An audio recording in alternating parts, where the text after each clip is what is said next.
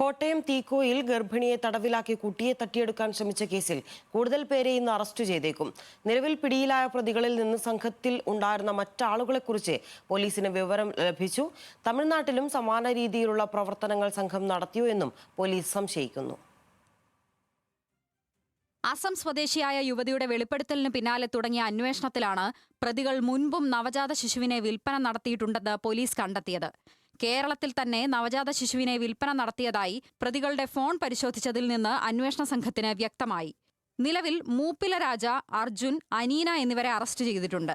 കുട്ടിയെ വിൽപ്പന നടത്തിയതിൽ ഇന്ന് FIR രജിസ്റ്റർ ചെയ്ത് അന്വേഷണം ആരംഭിക്കും. സ്ത്രീകൾ ഉൾപ്പെടെ സംഘത്തിലെ കൂടുതൽ ആളുകളെക്കുറിച്ചുള്ള വിവരങ്ങൾ പോലീസിന് ലഭിച്ചു കഴിഞ്ഞു. ഇവരെ കണ്ടെത്താനുള്ള ശ്രമം തുടരുകയാണ്. പ്രധാനമായും ഇൻസ്റ്റഗ്രാം അക്കൗണ്ടുകളിലൂടെയാണ് പ്രതികൾ തട്ടിപ്പിന് കളമൊരുക്കിയത്. ഫോണുകൾ പരിശോധിച്ചതിൽ നിന്ന് തട്ടിപ്പിനുപയോഗിച്ച അക്കൗണ്ടുകൾ ഡിലീറ്റ് ചെയ്ത നിലയിലാണ്. അക്കൗണ്ടുകൾ വീണ്ടെടുക്കാനുള്ള ശ്രമവും ആരംഭിച്ചു കഴിഞ്ഞു.